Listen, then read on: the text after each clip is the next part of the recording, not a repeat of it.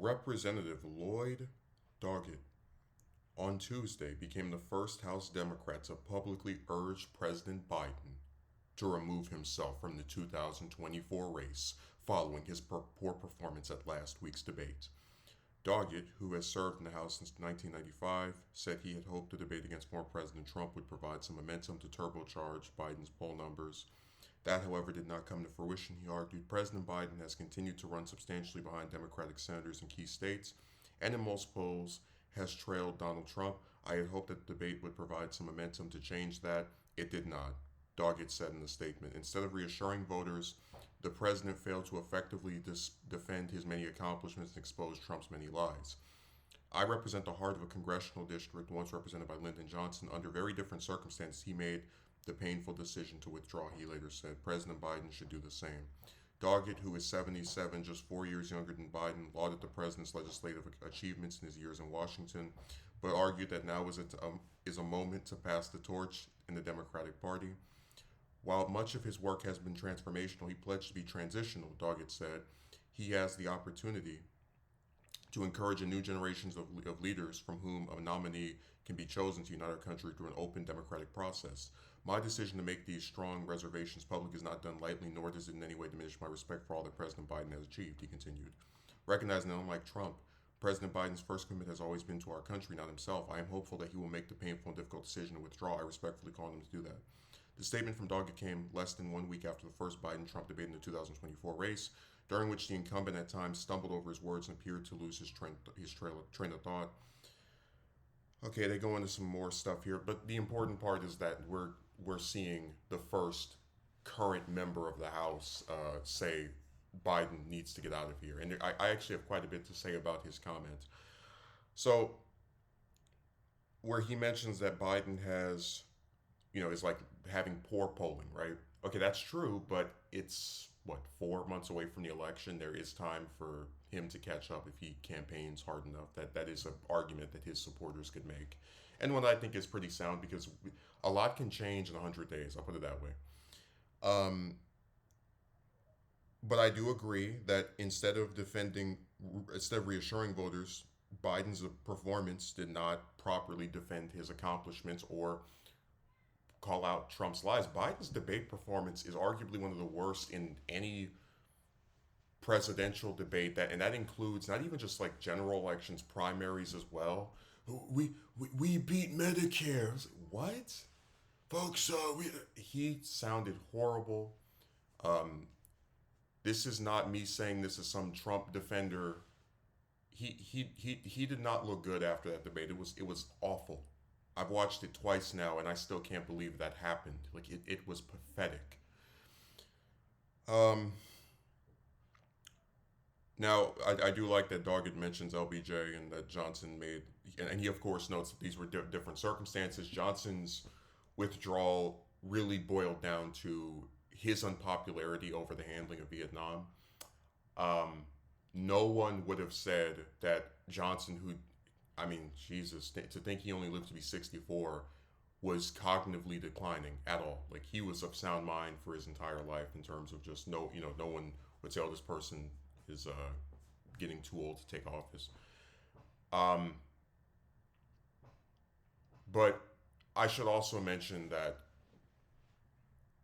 Johnson and Biden's comparisons kind of end there. Like, yeah, you got the poor polling numbers, but we live in a time where the Democratic Party is just they they're not going to be as openly and brazen with in terms of their like undemocraticness, right? So like you had Hubert Humphrey get nominated that year in spite of like not competing in the primaries with RFK and Eugene McCarthy.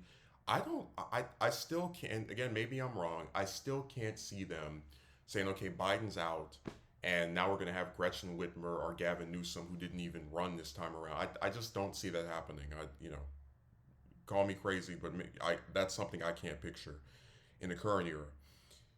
Um, while much of his work has been transformational, he pledged to be transitional. That's another comment that Biden did make that has not been fulfilled, and that's something actually that Romney brought up during his own, like remarks announcing that he was retiring from the Senate after one term. He said, "Hey, Biden should get out of there as well. He's old too. Um, he has the opportunity to encourage a new generation of leaders from whom a nominee can be chosen. I think they're all waiting for 2028. I think they're all very cowardly and they don't want to upset the establishment, which is why they wouldn't run against him. My decision to make these strong reservations public is not done lightly. I believe that it takes a little bit of courage to be the first one to say, yeah, my party's nominee needs to get out if he's going to perform like that and not be cognitively there. Recognizing that unlike Trump, President Biden's first commitment has always been to our country, not himself. That's hilarious. Listen, this is the one thing Trump said about Biden that is true. Biden is a career politician who has wanted to be president since he was a little boy. He is someone who has, these last 4 years, even if he could barely enjoy them from losing his damn mind, have been something he has been plotting and desiring for his entire life. 2020, he knew, as Trump said during the debate, would be the last time he could run.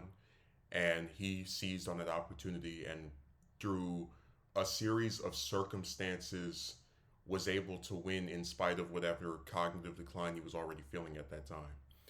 And now that it's been 4 years of more and more sinking of the brain, it's beginning to catch up to becoming more glaringly obvious to people that watch his public performances, not even people who watch him regularly, just people who see him from time to time, that this man very unlikely will be able to serve another 4 years in office. So I do appreciate Doggett for coming out and making his request for Biden to get out of there. I just hope it doesn't backfire on him in terms of, like, seeing congressional members get mad at him and try to, they always try to, like, retaliate whenever you tell the truth in politics, unfortunately.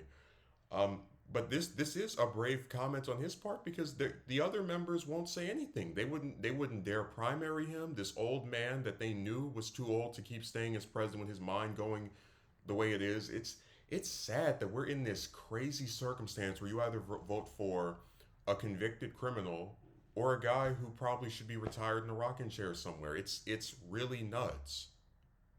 But this is the state of American democracy. You have to be 70 or 80 years old to even have the name recognition and money to run for president or any office at this damn point. So until we get rid of the oligarchy and the really corrupt system relating to money and just, the influence of these politicians that no one actually likes. And when I say that, I'm talking about Pelosi and Hoyer and all the rest of them. It's sad that these are our choices. Like, one of these two men, either the convicted criminal or the one whose brain is going away, are going to be president come November, if they are the nominees of their party. And the only chance for that not to be the case is if one gets put in jail, or if the other one finally grows a sense of decency and decides to not run the way his mind is going. But I don't think that'll be the case, unfortunately. I think we're going to be stuck with them for this year and for the next 4 years, unfortunately.